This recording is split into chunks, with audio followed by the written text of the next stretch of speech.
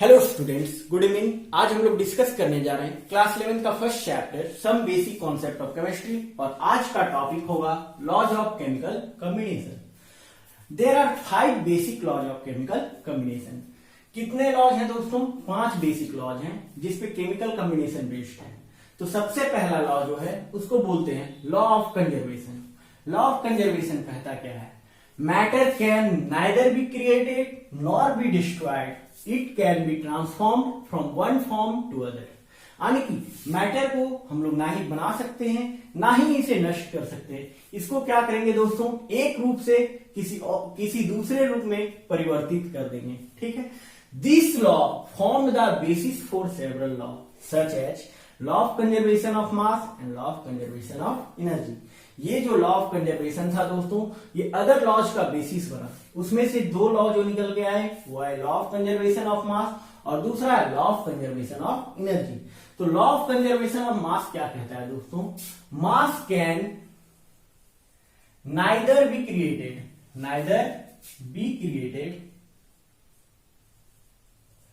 Nor be destroyed,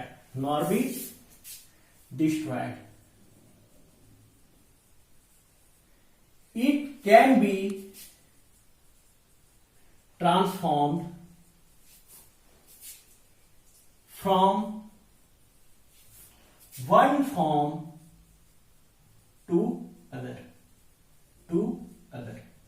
जैसे मास को ना ही हम लोग क्रिएट कर सकते हैं ना ही डिस्ट्रॉय कर सकते हैं। इसको क्या करेंगे दोस्तों? ट्रांसफॉर्म कर सकते हैं। जैसे कि मैंने एक एग्जांपल दिया था तकिए में रुई का होना। यदि हम लोग देखें तो तकिया का मास क्या है दोस्तों? तकिया में प्रेजेंट रुई, ठीक है। पिल्लो में जो प्रेजेंट रुई है वही उस पिल्लो का मास है। यदि इस पिल्लो के रुई को निकालकर हम लोग क्या करें? टेडी बियर के अंदर डाल दें तो टेडी बियर का मास जो होगा वो पिल्लो के बराबर हो जाएगा। यानी कि हम लोग क्या कह सकते हैं?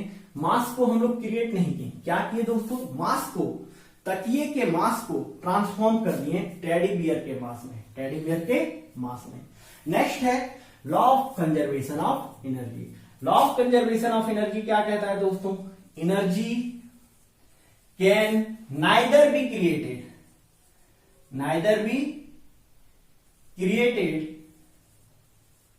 Nor be destroyed, it can be transformed from one form to other। देखिए, law of conservation of energy कहता है energy can neither be created nor be destroyed, it can be transformed from one form to other. यानी कि energy को ना ही हम लोग बना सकते हैं ना ही नष्ट कर सकते हैं। इसको क्या करेंगे? एक मीडियम से किसी दूसरे मीडियम में ट्रांसफॉर्म कर सकते हैं, किसी दूसरे मीडियम में ट्रांसफर कर सकते हैं, या तो एक फॉर्म से किसी दूसरे फॉर्म में ट्रांसफॉर्म कर सकते हैं। जैसे कि यदि हम लोग ले हीट, ये एक रॉड लिए दोस्तों, यहां से हम लोग क्या किए? हीट दिए। क्या किए दोस्तों? हीट दिए। ठीक है। हीट देंगे तो ये रॉड क्या होगा? धीरे धीरे ये पूरा हीट हो जाएगा और यहां पे इसको कोई टच करेगा तो इस हीट को फील कर सकता है, महसूस कर सकता है।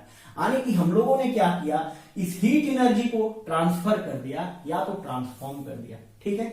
उसी तरह यदि हम लोग देखें साउंड एनर्जी, जो हम लोग बोल रहे हैं तो हो क्या रहा है दोस्तों? ये क्या है? साउंड यहां से सोर्स ऑफ साउंड है। यहां के पार्टिकल्स जो है इस तरह क्या है? स्प्रेड है। क्या है दोस्तों? स्प्रेड है। ये हो गया डेंसर मीडियम, ये हो गया रेयर, ये हो गया डेंसर, फिर ये क्या होगा दोस्तों? रेयर। इस तरह क्या होगा? पार्टिकल्स का मूवमेंट होगा। तो ये जो साउंड एनर्जी है वो क्या करेगा? इन पार्टिकल्स को पुश करेगा। तो इसके कारण क्या होगा दोस्तों?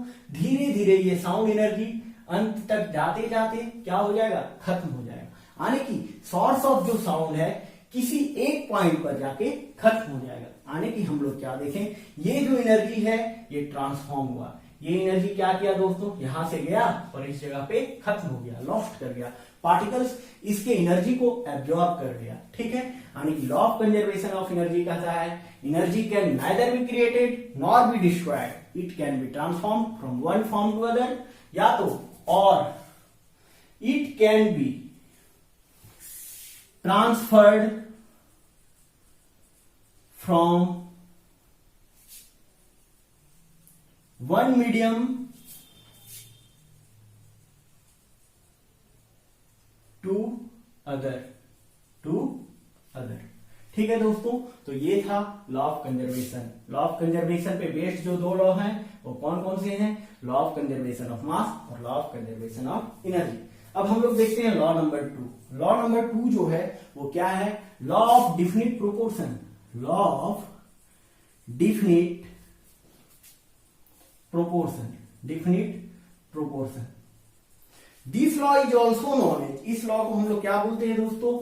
Law of definite composition. Law of definite composition. अब लॉ ऑफ डिफिनिट कंपोजिशन कहता क्या है? लॉ ऑफ डिफिनिट कंपोजिशन कहता है a given compound always contains, a given compound always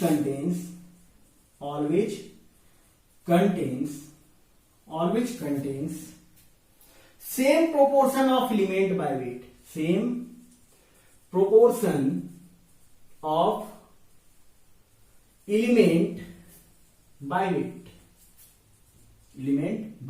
weight, whether the given sample is taken from anywhere,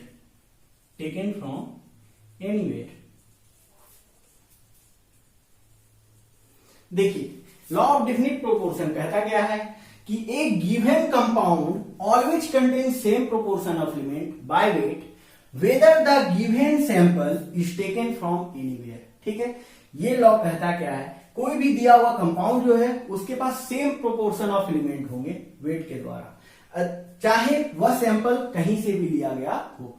ठीक है, तो यहां पे हम लोग एक एग्जांपल देखेंगे। तो जो एग्जांपल हम लोग देखने जा रहे हैं वो क्या लेंगे दोस्तों? कुप्रिक कार्बोनेट।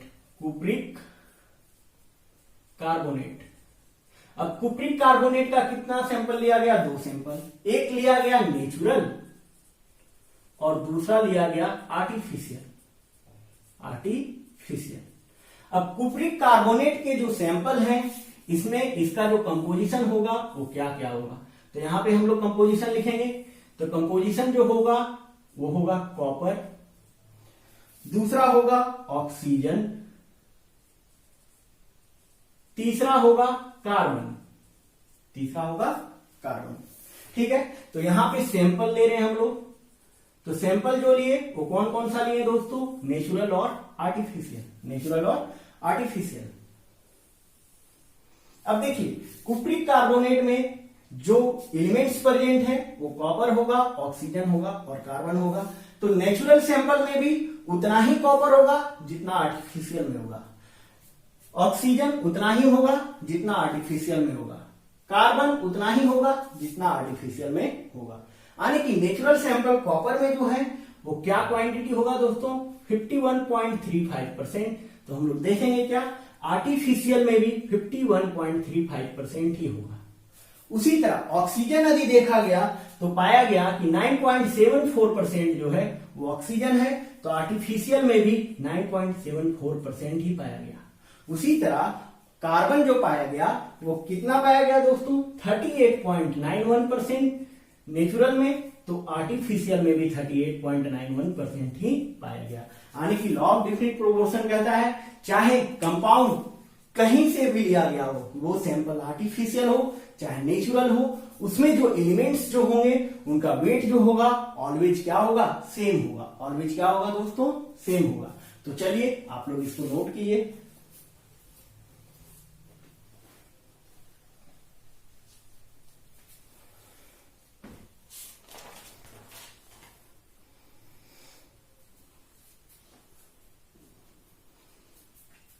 चलिए आप लोग इसको नोट कर लिए होंगे। अब हम लोग पढ़ते हैं लॉ नंबर 3 की ओर। लॉ नंबर 3 जो है वो है दोस्तों law of multiple proportion. Law of multiple proportion.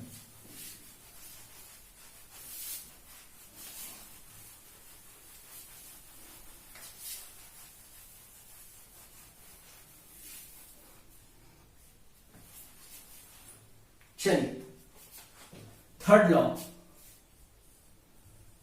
Law of multiple proportion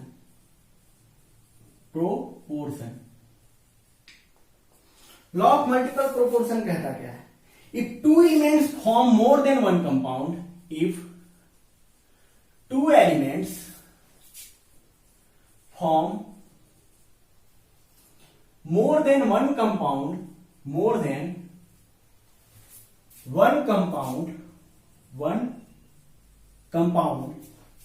then the ratio of masses of the second element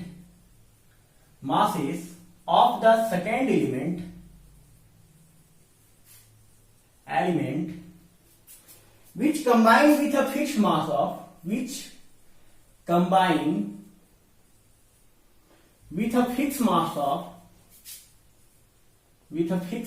of first element will be ratio of a small whole number.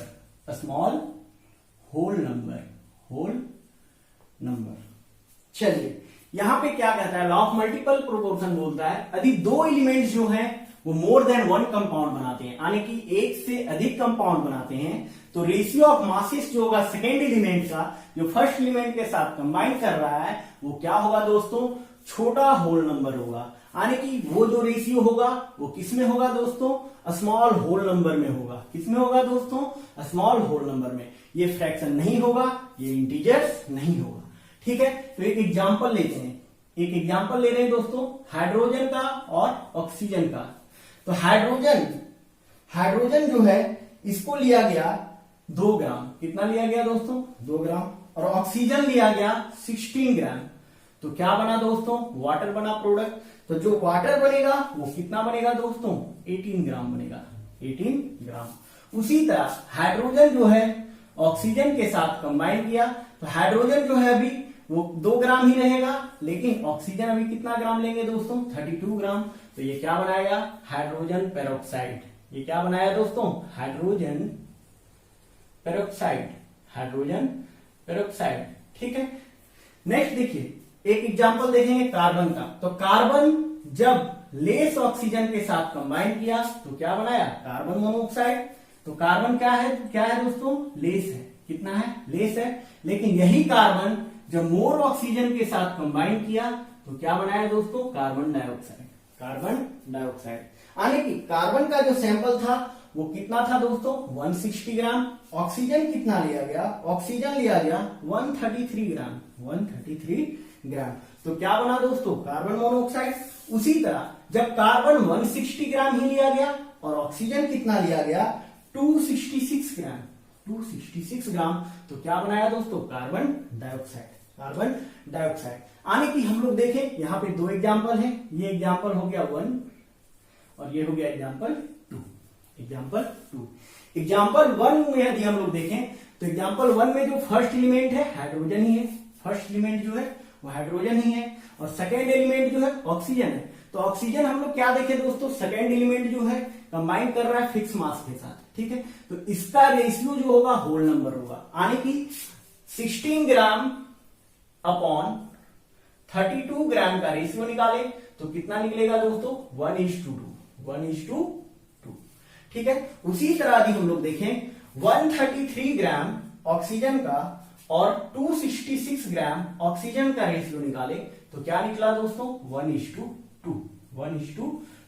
तो law of multiple proportion कहता भी है यदि 2 element combine करेंगे more than 1 compound बनाएंगे तो हम लोग देखेंगे क्या रेशियो जो होगा सेकेंड एलिमेंट का जो फर्स्ट एलिमेंट के साथ कंबाइन कर रहा है वो क्या होगा दोस्तों? Small whole number. तो जो होल नंबर निकल के आया वो क्या आया दोस्तों? 1 आया और 2 आया। आने की यदि हम लोग देख पा रहे हैं तो हाइड्रोजन के साथ हाइड्रोजन तो सेम ही लिया गया, वेरिएशन किसमें है दोस्तों? ऑक्सीजन में। तो ऑक्सीजन को वेरी किया गया। ऑक्सीजन जब लेस क्वांटिटी या मोर क्वांटिटी में लिया गया तो कंपाउंड जो बना वो अलग अलग बना। ठीक है, उसी तरह यहां पे ऑक्सीजन लेस और मोर क्वांटिटी में लिया गया तो कंपाउंड भी क्या बना दोस्तों, अलग अलग बना। तो चलिए आप लोग इसको नोट कीजिए। नेक्स्ट हम लोग देखेंगे लॉ नंबर 4। तो लॉ नंबर 4 जो होगा वो क्या होगा दोस्तों, गेल-लुजैक्स लॉ, गेल-लुजैक्स लॉ। तब तक इसको आप लोग नोट कीजिए।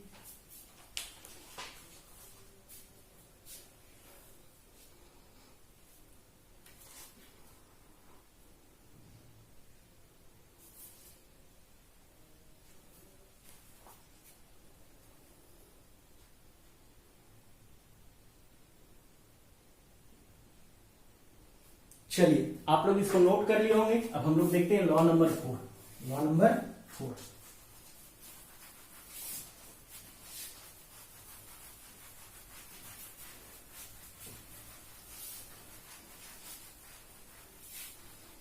Law number 4, Gay Lussac's law. ये लॉ दिया गया था 1808 में, किसके द्वारा, गेल-लुजैक्स के द्वारा। तो ये है law number 4, Gay Lussac's law. गेल-लुजैक्स law कहता क्या है, when gases combine or are produced, when gases combine or are produced,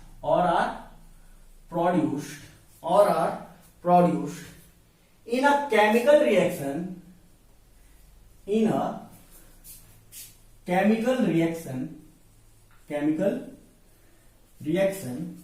they do so in simple ratio,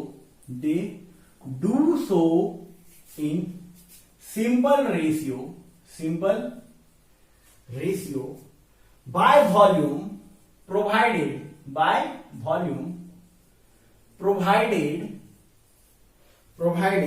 all gases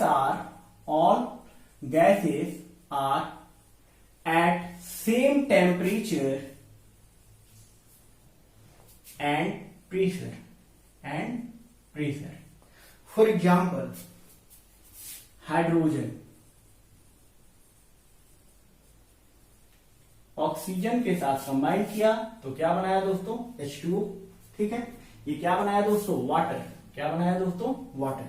ठीक है, तो 100 ml हाइड्रोजन लिया गया। ठीक है, ऑक्सीजन लिया गया 50 ml। तो वाटर जो बना दोस्तों क्या बना, 100 ml। वाटर जो बना दोस्तों वो क्या बना, 100 ml। यानी कि ऑक्सीजन के जो पार्टिकल्स थे वो हाइड्रोजन के पार्टिकल्स में जाकर समा गए, जिसके कारण वाटर जो बना वो 100 ml ही बना। वाटर जो बना वो 100 ml ही बना। तो गेल-लुजैक्स लॉ कहता क्या है, गेल-लुजैक्स लॉ बोला कि जब गैसेस कंबाइन करेंगे या तो प्रोड्यूस होंगे किसी भी रिएक्शन में, तो वो सिंपल रेशियो बाय वॉल्यूम में प्रोड्यूस होंगे, और उसका जो नेसेसरी कंडीशन होगा वो क्या होगा दोस्तों, टेम्परेचर और प्रेशर दोनों ही सेम होंगे। ठीक है, तो यहाँ पे हाइड्रोजन और ऑक्सीजन का रेशियो निकाला गया, तो हम लोग देख पा रहे हैं कि 100 ml अपॉन 50 ml का जो रेशियो आया वो क्या आया दोस्तों, 2:1। तो 2:1 जो है वो क्या है, सिंपल रेशियो बाय वॉल्यूम है, तो वॉल्यूम का यहाँ रेशियो निकाल रहे हैं तो वो क्या होगा दोस्तों, 2:1 होगा। तो गेल-लुजैक्स लॉ बोलता है when gases combine or are produced in a chemical reaction, they do so in simple ratio by volume, provided all gases are at same temperature and pressure.